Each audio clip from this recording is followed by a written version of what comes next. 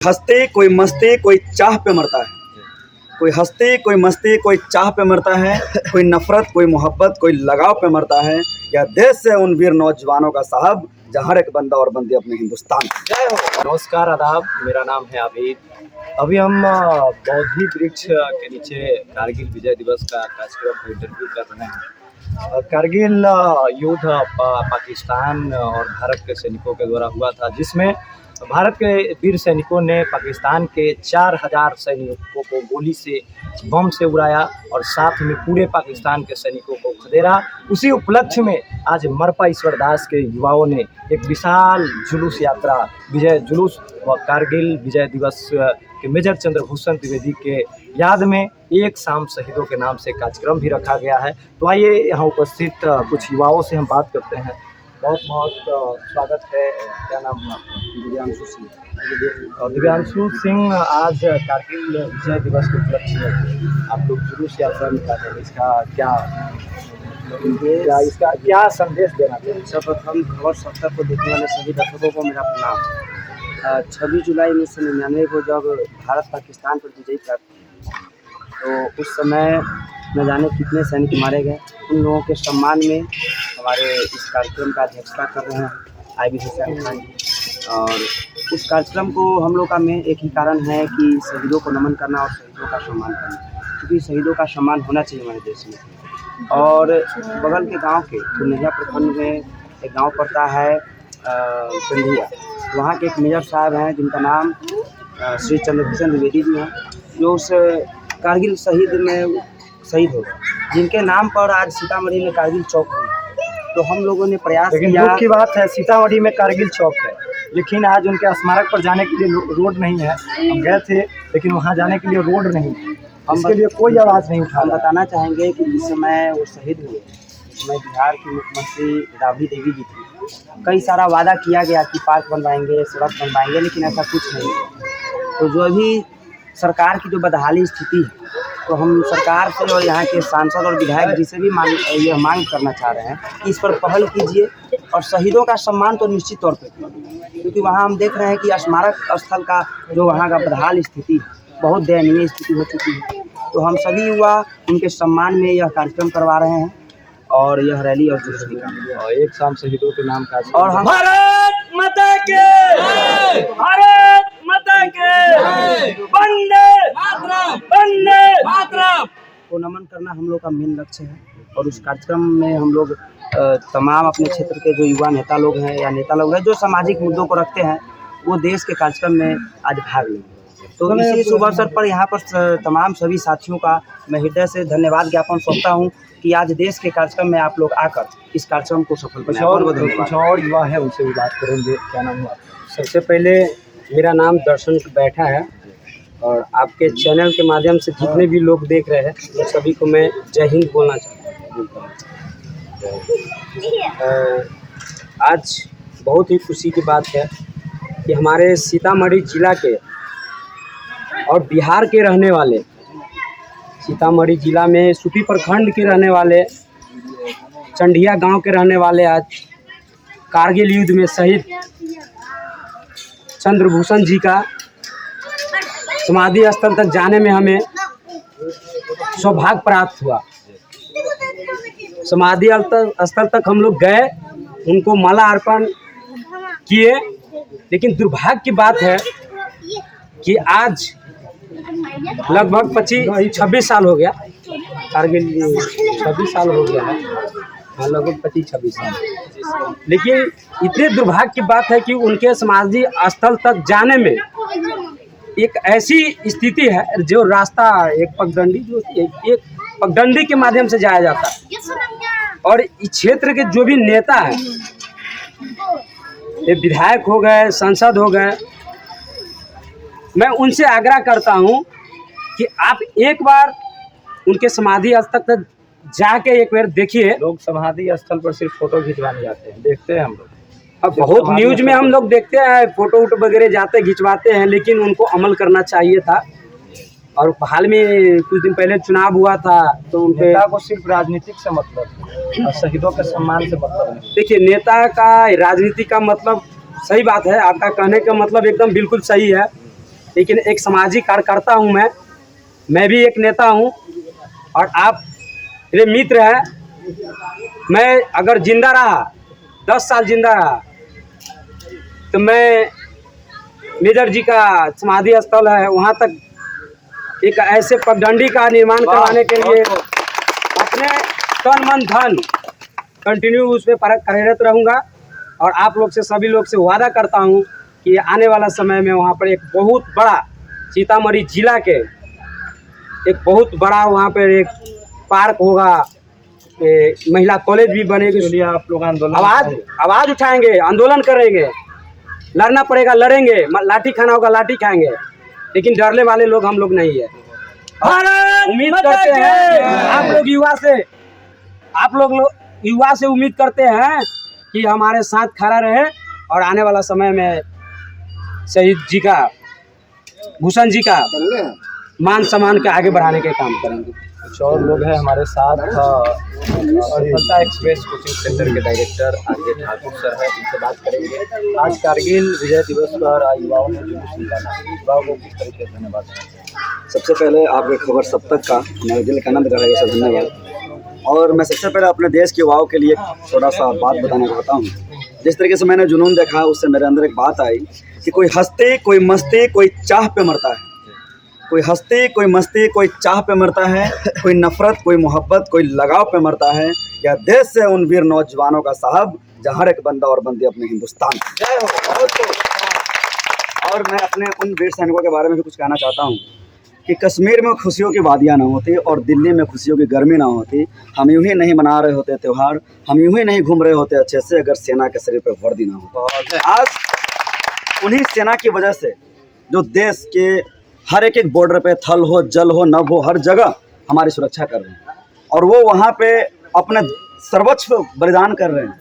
अपनी माँ, अपनी बहन, अपना बेटा, किसी का कोई चिंता नहीं, बस देश से उनका प्रेम है, सच्ची देशभक्ति उनका प्रेम है।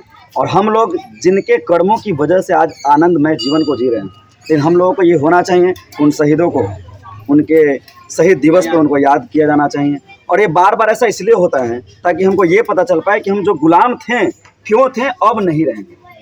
क्योंकि अगर हम इस चीज़ को याद नहीं दिलाएंगे तो हम अपने अखंडता और अस्मिता की सुरक्षा नहीं कर पाएंगे। और मैं देश के लिए बोलना चाहता हूँ, हम सभी युवा एक होकर बोलना चाहते हैं कि मैं भारतवर्ष का हरदम अमित सम्मान करता हूँ, यहाँ की चांदनी मिट्टी का ही गुणगान करता हूँ। मैं भारतवर्ष का हरदम अमित सम्मान करता हूँ, यहाँ की चांदनी मिट्टी का ही गुणगान करता हूँ। मुझे चिंता नहीं है स्वर्ग जाकर मोक्ष पाने की, बस तिरंगा हो कफन मेरा, बस यही अरमान करता हूँ। आज शाम में एक शाम शहीदों के नाम से कार्यक्रम है, कार्यक्रम का क्या मेरा बस चले तो एक शाम शहीदों के नाम नहीं, जीवन ही शहीदों के नाम करेंगे। जय हो। क्योंकि ओवरऑल हम लोग देखें तो इस देश से प्रेम करना हम लोगों को सिखाया नहीं है। हम माँ पापा से प्रेम करते हैं क्योंकि हमको उनका पता है कि वो हमारे लिए कुछ कर रहे हैं। भाई से प्रेम करते हैं, अपने गांव समाज के लोगों से प्रेम करते हैं। लेकिन क्या आपकी भारत माता से प्रेम करने के लिए कोई आपके अंदर कोई स्वार्थ आया क्या?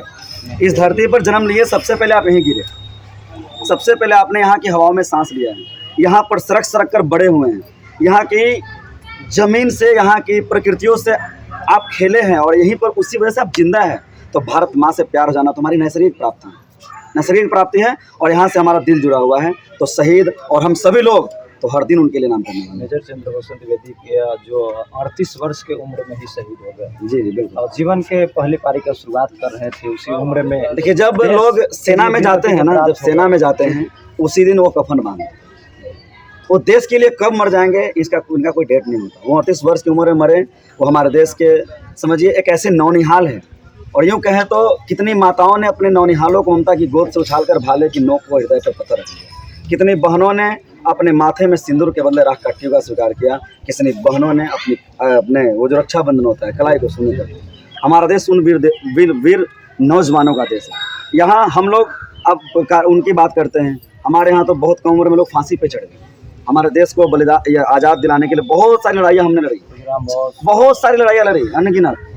बट ये कारगिल युद्ध जो हुआ 1999 में, जो पाकिस्तान ने 5000 सैनिकों के साथ घुसपैठ किया और बाद में जब हम लोगों ने विजय यात्रा उसके उपलक्ष्य में निकाला, जब हमारी सरकार ने उसके ऊपर अमर विजय सेना को भेजा, तो उन्होंने ये कहा कि ये आतंकवादी किया है, उसका काम है घटना करना और आतंकवादी के ऊपर दे देना। लेकिन हमारे देश के सरकार और सेना लोग पीछे नहीं दबे और खदेड़ कर उसको पाकिस्तान से जहाँ से आया था, जिस बिल से आया था, उस बिल में ढुका गया हमारा देश की।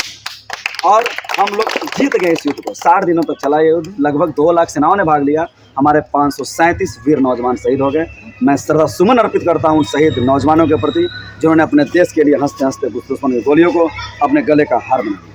इस देश के लिए शहीद हुए मेजर चंद्रभूषण द्विवेदी, लेकिन मेजर चंद्रभूषण द्विवेदी के नाम पर उनके पैतृक गांव में एक स्कूल भी नहीं है, न उनके नाम पर सड़क है और न उनके स्मारक स्थल तक जाने के लिए रोड है। इस पर क्या कहिए? देखिए, इस बात पर तो मुझे एक शायरी याद आती है कि हम लोगों ने कहा, हम लोगों ने देखा भी है, हम लोग ये पढ़ते भी हैं कि हर साख पे बैठे उल्लू अंजामे गुस्ताखी।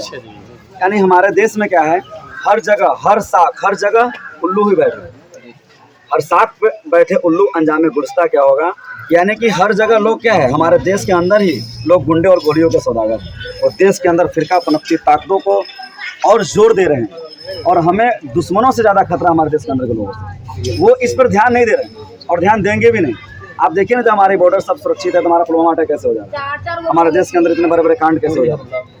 बहुत हमला, उरी हमला लगातार हो रहे हैं, हम गिना नहीं सकते हैं, हमारे लिए शर्म की बात है। मैं सरकार से निवेदन करता हूं कि आप थोड़ा सा इस पर भी ध्यान दें, क्योंकि कहीं ना कहीं लोगों की वजह से हमारे देश सुरक्षित है। मेजर साहब के लिए वीडियो के माध्यम से सरकार को क्या संदेश देना चाहेंगे? बस सरकार को यही संदेश देना चाहते हैं कि एक युवा प्रेरित रहे, सेना में जाना चाहता है तो बस सेना में जाता है तो सब कुछ को छोड़कर एक देश से प्रेम करता है, और जब देश के लिए जीता है और शहीद हो जाता है तो सब देश को भी चाहिए कि जहाँ से वो शहीद हुए उनके लिए जहाँ पर उनका स्मारक बने, कम से कम एक सड़क का व्यवस्था हो जाए, उनके नाम का एक चौक, एक मोहल्ला, एक स्कूल, एक कॉलेज का व्यवस्था हो, ताकि और जो युवा है उनको प्रेरणा मिले कि मैं भी देश की रक्षा करूँगा। अब ऐसा नहीं कि उनको प्रेरणा ही ना मिले, फिर देश बर्बाद हो जाएगा, ख़त्म हो जाएगा। तो सारे युवा की प्रेरणा के लिए सरकार को इस पर कदम उठाना चाहिए। कुछ और लोगों से बात करेंगे। हमारे साथ क्या नाम है? मेरा नाम ईश्वर कुशवाहा है।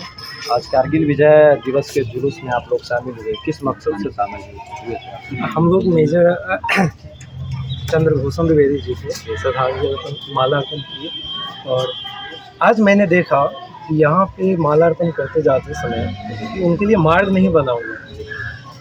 उन्होंने, जिन्होंने देश के लिए जान तक न्यौछावर कर दी, सरकार उनके लिए किए गए वादे को ही नहीं पूरा कर पा रही है। लानत है ऐसे सरकार। तो हमारे साथ एक क्रांतिकारी सामाजिक नेता जटाशंकर आत्रे जी है। जटाशंकर आत्रे जी से बात करेंगे। पहले तो बहुत बहुत स्वागत है और सब तक आपका। सब तक जी हमको उस समय लगा सब तक भी एक शब्द होता है। जी जी।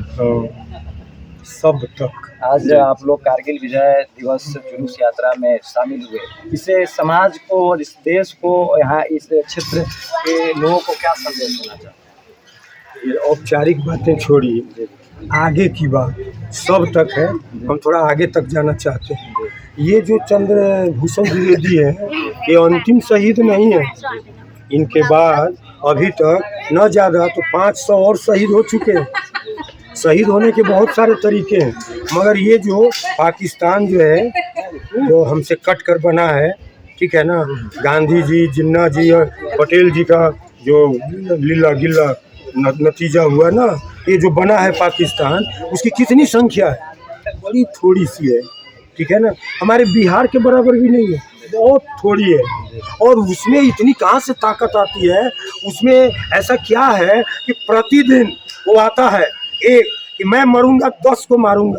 ये जो उसके भीतर नफरत सिखाया जा रहा है और नफरत सिखा कर यहाँ भेजा जा रहा है, और हमारे लोगों को छुप कर, गुरिल्ला की तरह छुप कर, खुला नहीं, छुप कर अकेला आता है और 10 को मारता है, फिर वो मारा जाता है।